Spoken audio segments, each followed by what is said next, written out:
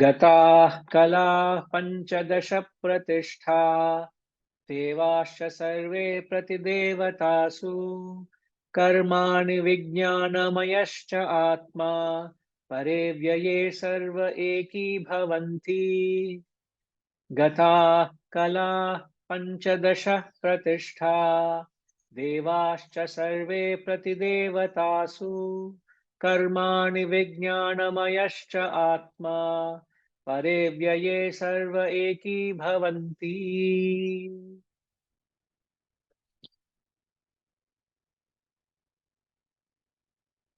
Panchadasha pratishtha,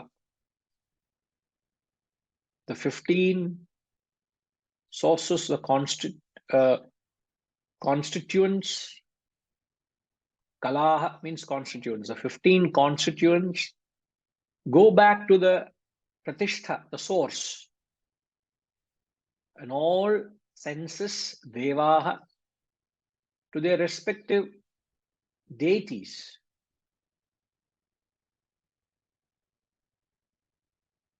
Pratidevatasu, all karmani vijnanamayascha atma, all karmas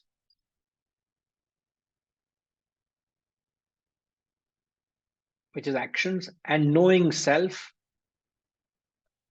vijnanamaya, full of knowledge, knowing self, become one with the supreme imperishable, avyaye eki bhavanti, become one with the avyaye, the supreme imperishable.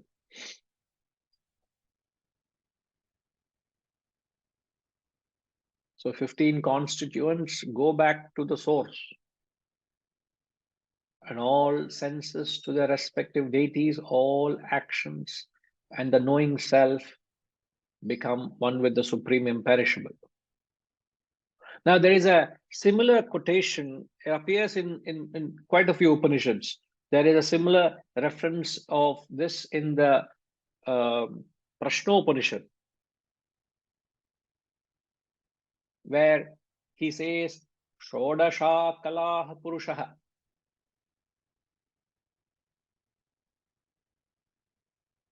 There he talks of 16 parts. Here he's talking of 15 constituents. They may be. If you go into that exact detail, you will know what it is.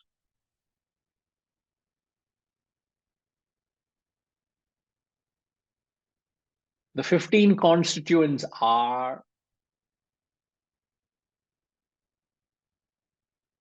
prana,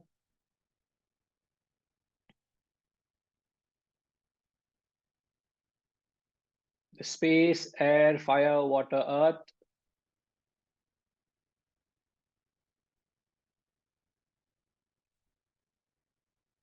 So prana, which is breath, the space, air, fire, water, earth, the senses, the food, mind, strength, thought,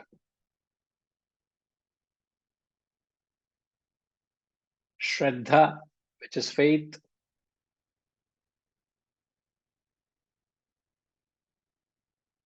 mantra, which is the word symbol, the karma, action, and the world. 15 ಆಯ್ತಾ Gayatri ma?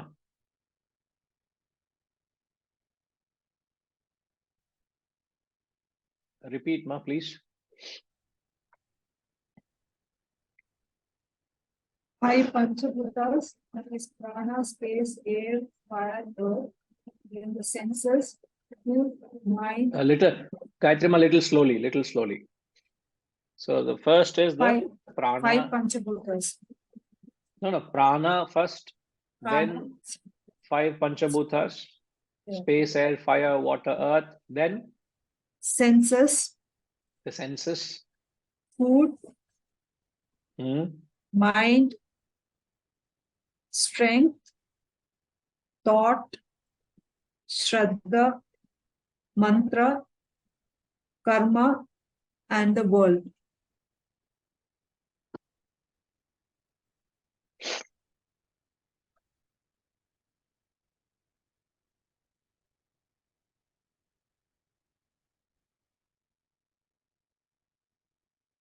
What happens to all these gataha? As he says, gata kala panchadasha pratishta. The 15 constituents resolve back to the sources, means they go back to the source.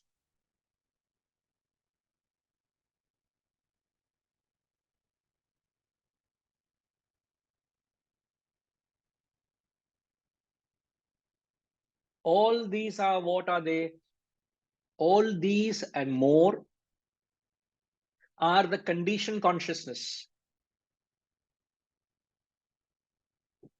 So what is happening to the conditioned consciousness? All the conditioned consciousness which have emerged from, where they emerged from? From Brahman. What happening? Since it is the depth of the ego, or you can say depth of the individuality, or the end of the personality, everything is going back to its original form. So all that has emerged from the pure consciousness goes back to the pure consciousness. So CC is merging back with PC. The conditioned consciousness is merging back with the pure consciousness. Now, how do we say that everything has emerged from the pure consciousness? So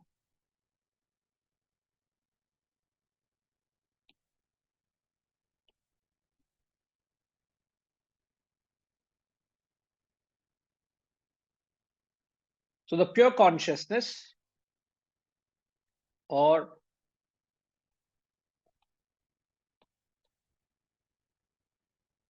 Brahman, then comes the vasanas. From the vasanas comes your body, mind, and intellect. Then comes the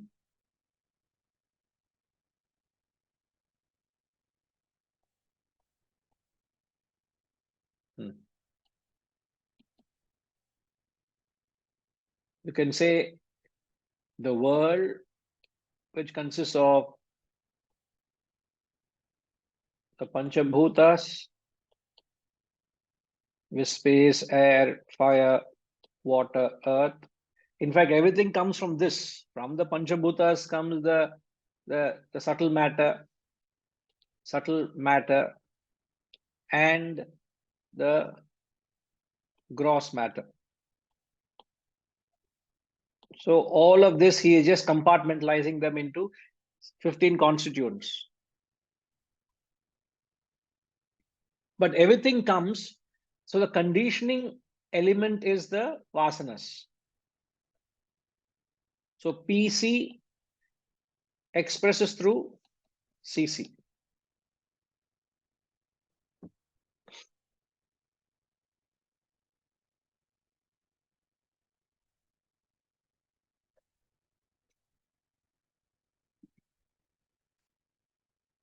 So all the conditioning consciousness emerging from the pure consciousness.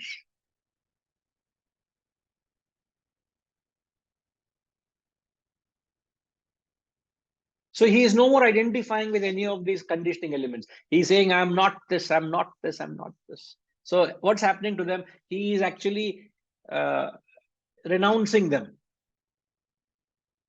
He's renouncing all of them. So what happens? One becomes the supreme imperishable.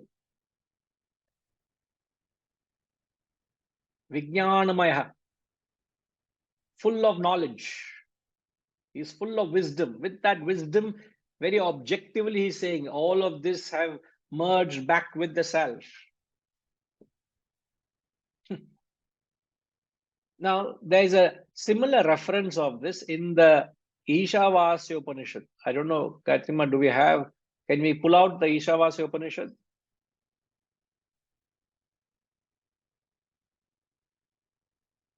Can we pull out the Ishavasya Upanishad, ma? Ishavasya, which mantra, Guruji? 17.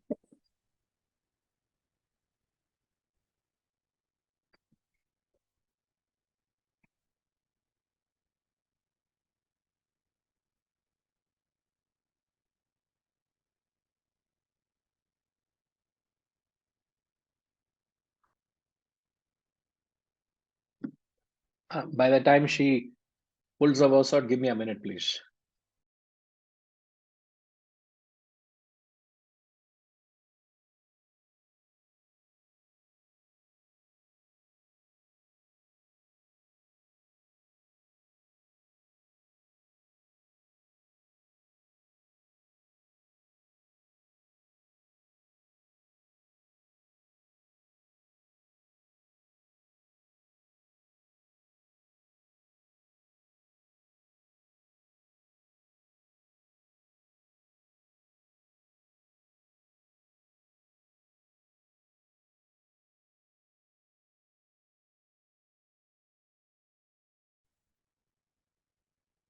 So this is the reference in the the 17th mantra of the Ishavasya Upanishad. It says, Vayuranilamamrthamatedam bhasma tadgu shariram Om Kratosmara Kratagusmara Kratosmara Kratagusmara. So in the first line, he says, Vayu Anila Amrutam Idam Bhasmat Shariram. Now let this breath be returned to immortal air, this body be reduced to ashes. So, in fact, this mantra is, as it were, a will of a man of self-realization. Hold on, ma. No, I was wrong. Just hold on, please. So, this is the will of a man of self-realization. What is the state of mind at the physical death? So he says, "O mind, remember what has been done. Remember, O mind, what has been done. Remember."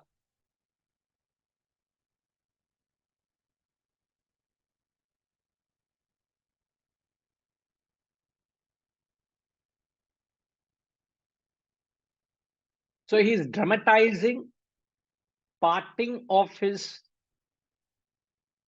components that he has arrogated all his life, which is the breath, the body, the mind, the intellect.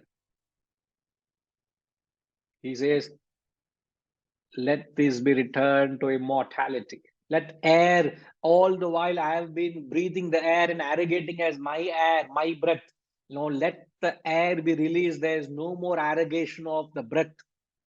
So breath be returned to immortal air, because the moment I stop breathing, there is no more arrogation of breath. Let it go back to totality.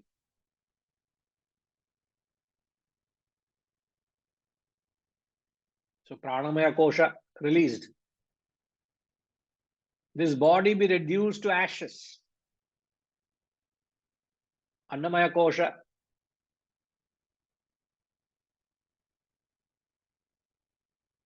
poruma.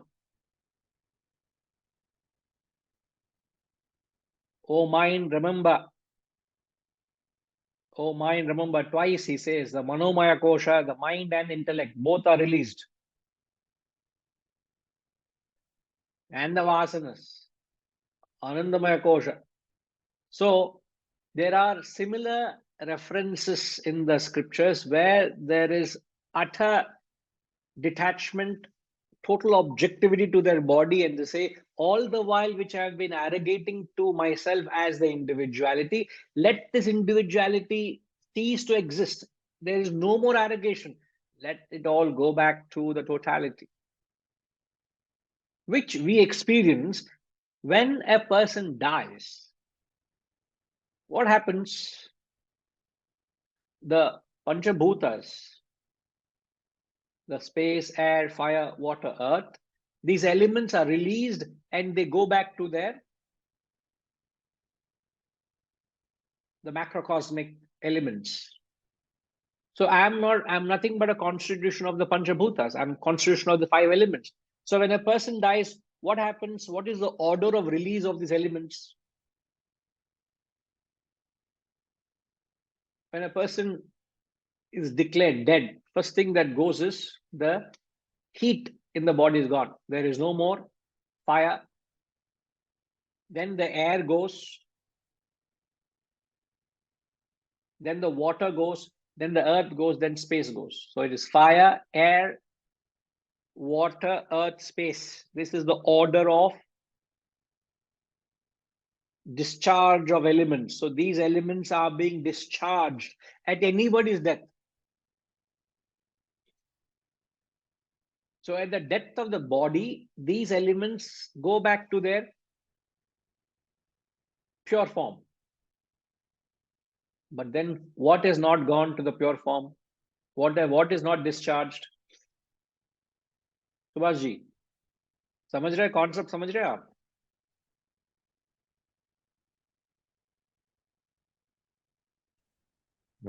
Yes, I am understanding.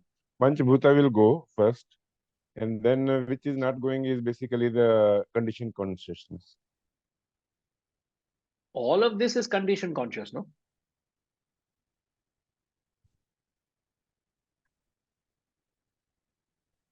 As I said, from the vasanas comes the panchabhutas, the gross matter, subtle matter, all of that we mentioned, all come from that. But when a normal person dies, I'm not talking of this is the will of a realized soul. A realized soul, all the 15 constituents go off. But when a normal person dies, these panchabhutas anyway go, right? But the question is, what is it that does not go in a normal person?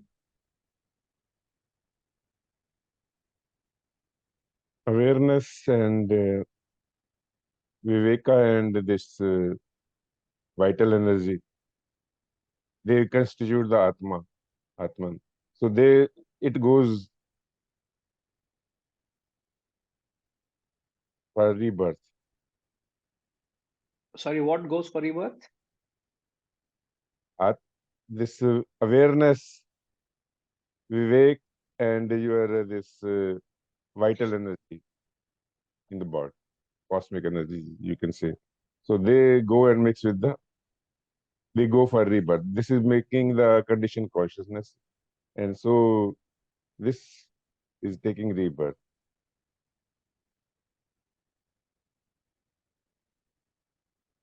See, you're right that there is rebirth, but rebirth happens because the vasanas are still existing.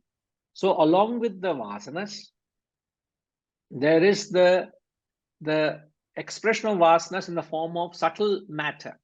The subtle matter is vasanas and the mind and the intellect.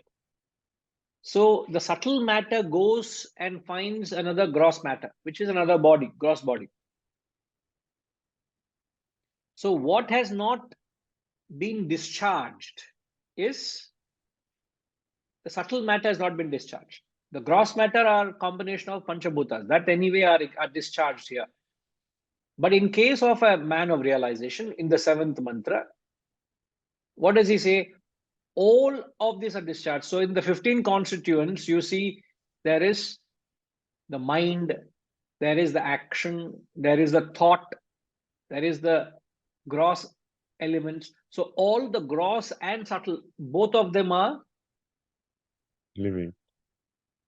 liberated. So the gross matter and subtle matter both are liberated. That is the depth of the ego, which is the merger of the self, merger with the self. The only difference we need to understand is the subtle matter is still existing when an ordinary mortal dies, but when a realized soul at the verge of his death, there is no more aggregation of any conditioning element. All the conditioning elements merge back with the self. There is no more conditioning element. That's it. That's the difference we need to understand. Right, sir?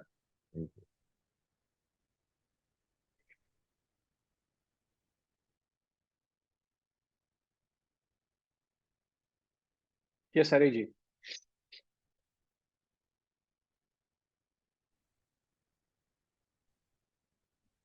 Can we assume this mind and intellect are also involved in vasanas, or should we separate mind and intellect and vasanas? We say in the definition of death, what is the definition of death? The definition of death is, we say it is the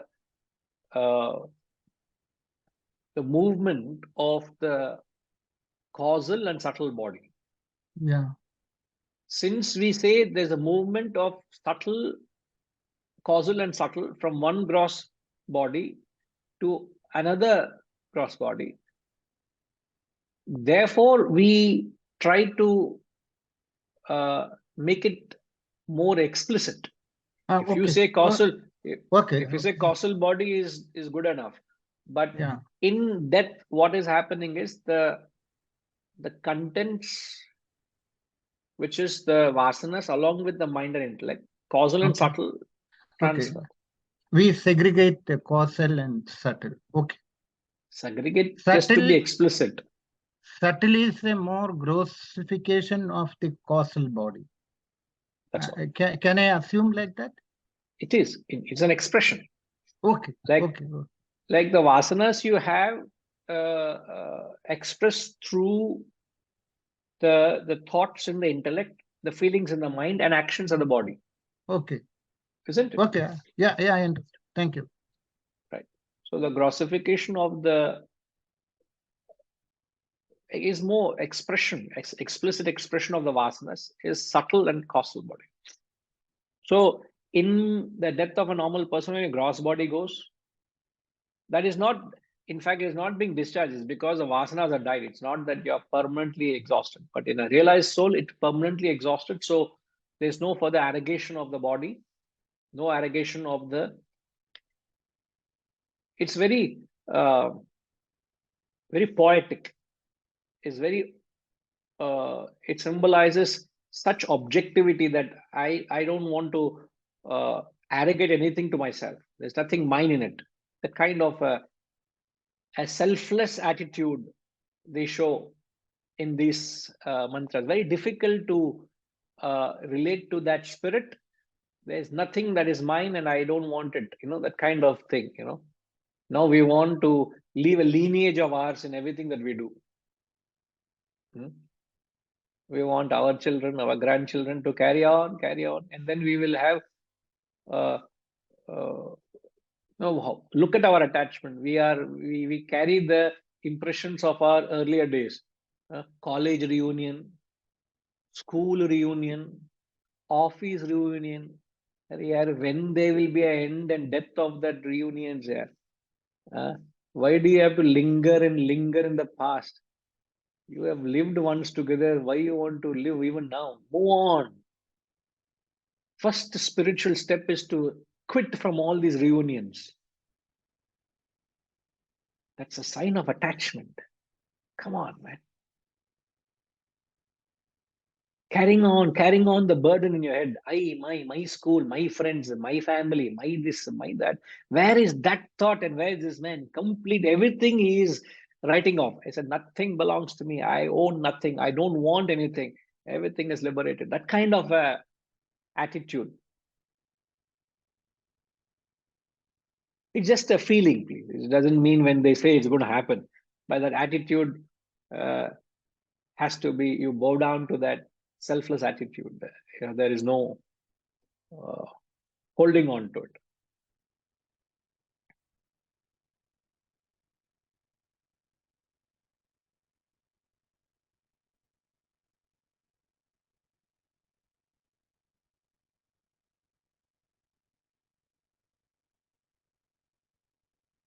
Completely renounce everything. Now we are creating a samsara. Opposite of renouncing everything is creating a samsara. Oh, my ashram. How the samsara, no? Ashram is not the samsara. What is the samsara? Shivaji? Oh, my ashram. Guru is not the samsara. My guru. Students illa. My students. Adella samsara. So there's no difference between my child and my ashram. All same. All are same samsara. Correct, Shivaji? அந்த மையே இருக்கக்கூடாது. என்ன my in that? You have to So there only is drop only one in that my. M you drop and only I remains. another drop M பண்ணுங்க is sir. to Please start dropping something. Either alphabet, whichever you want to drop, please drop. Start dropping somewhere. Something, please drop. You know, most difficult part. मेरा कुछ भी नहीं है. Right. Yes, Chi. Yes, Lakshmi Ma. Can you hear me, Guruji? Yes, Ma. No, it's just something, an analogy that Ramana Maharishi uses, which when you said that, why carry all that burden, right? He has a nice example. He said, when you're traveling in a train, it's a journey of life, right? When you're traveling in a train and you have a luggage, a heavy luggage, you don't put it on your head, you know, it's a burden. You just leave it by your side. It just goes with the journey and it gets delivered at the destination. Why you want to put it in your head and add on all the burden? It will all take care of itself when you just go with the flow. I thought that was so lovely. Yes, I wanted to share that. You know, Very he beautiful. used that example and I thought it was very nice. How we He just only unnecessarily carry no, everything. he used example of train because maybe flights were not as popular those days. His time. Perhaps, yeah. No. Why do we carry the burden on your head? You know. Yeah, it just goes and it gets delivered at the destination anyway. So why are we getting all this burden upon ourselves and carrying it with us? We just have to do our duty and everything gets done. So I it's thought that was it's just God's strike a- creation. yeah, just Everything is strike a God's chord. creation. Absolutely. So how do you apply it in life? Don't carry the burden of my children, their Yes. future. I am the breadwinner. I have to give them security. I have to protect them. Who will take care? Absolutely. Adella drop, clean drop. They will live their lives as per their karmas, as per their prarabdha, as per their actions. What have you got to do with it? Move on. Yeah. Drop that baggage. Don't carry on your head. Move on. He also says, are they the ones who are coming to you and say, I'm your family, I'm your daughter, I'm your son? It's your thoughts that are claiming them, not them. So it's nice analogies he uses. Very Very nice. true. Very Yeah. true. Very true. Just Thanks, heading ma'am. on. Yeah. No, absolutely. Absolutely. You know, in fact, we keep quoting, E. Carpenter. E. Carpenter is a very famous philosopher from England. And he also says, you'll only do ultimate good to yourself when you clean drop thinking of yourself. He says, don't stop thinking of yourselves in bits and pieces, in halves and quarters. Clean drop. And only when you clean drop thinking of yourself, that is when you do ultimate good to yourself. And again, I'm reminded of that. He says, imagine I'm having a weight in my, carrying a 10 kg weight on my head. And I'm putting it on my head and it is causing pain on my neck, on my shoulders, my arms, because I'm holding it. I say, drop it. Appa, thank you, sir. And I take it and I put it on my right shoulder. I said, let go of it. Then I put it on I bring it to my waist level. Drop it. Then I drop it. So what I'm doing, I'm dropping in halves and quarters and bits and pieces. The only way is by clean drop thinking of yourself. That is when you do ultimate good to yourself. And that is not easy. To stop thinking of yourself is the most difficult part. And in Vedantic studies also we have said, how do you treat yourself?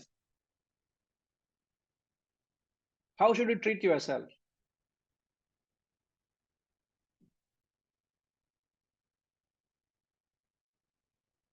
In Vedantic studies, it is said you must treat yourself no less or no more than a stranger.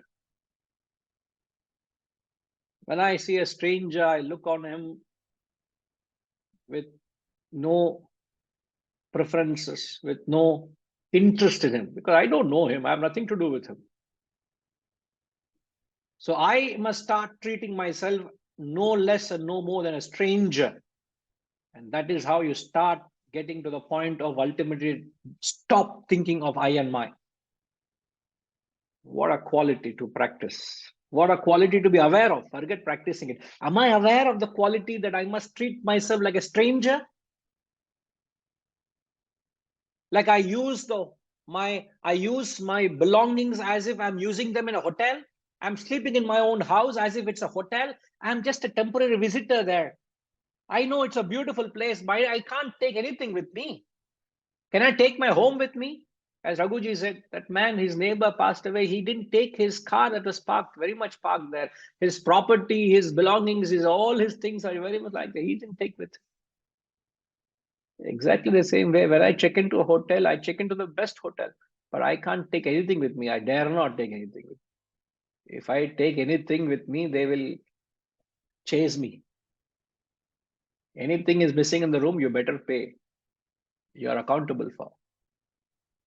But when you are there in that place, you understand that I'm there, but yet nothing belongs to me. Right when I'm in my own home, right with my own belongings, I say, I treat myself as a visitor, as a stranger. I'm just privileged enough to be entrusted with this. So let me be a pure witness to it. Don't arrogate. So the problem is we start arrogating it. The problem is our selfishness comes and starts spoiling it. The problem is any relationship we have, I bring my selfishness into it. When I relate with you, day in and day out, I may interact with you. Day in and day out, I may dialogue with you because there is something together in our relationship. But why do I have to bring my selfishness in the relationship?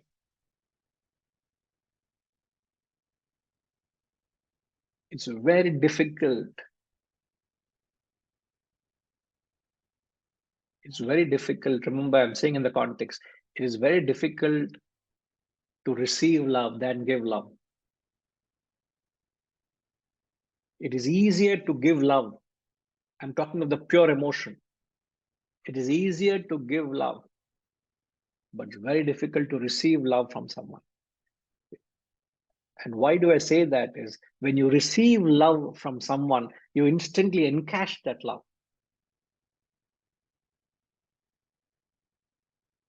You instantly start abusing that love for yourself. So if I am able to bring in that sense of relationship with the world without encashing that relationship, without removing my selfishness in the relationship. So there is no, that's what in the absolute sense the mantra is saying, there is no arrogation. Let all these constituents, all these Panchadasha Pratishtha, all this go back to the sources, the Pratishtha, Kala Pratishtha. There's 15 constituents, go back to it. So this is an extremity of complete liquidation of I and my. There is no I and my. So how do I practice it? Start treating yourself no less and no more than a stranger. You don't have to hate him or love him. A stranger. How should you associate with your belongings? As if you are a temporary visitor there. You are just being entrusted with many privileges. Just be a pure trustee to it. No I and my, no my will. My will is very safe. Nobody can touch my will. But even in my different mind, I must not go and change it. I must not be influenced by anybody. So that will I've put in a locker. I don't know where the locker key is. Right? And the Madri, you are so insecure. I and my. It's a contrast to what the mantra is saying is where we are. So the effort should be to remove that conditioning.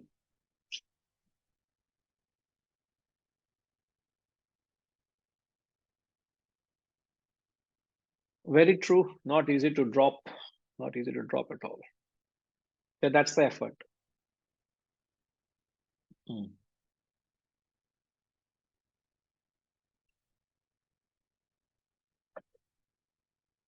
One who cleans drop, thinking of himself, he's attained realization.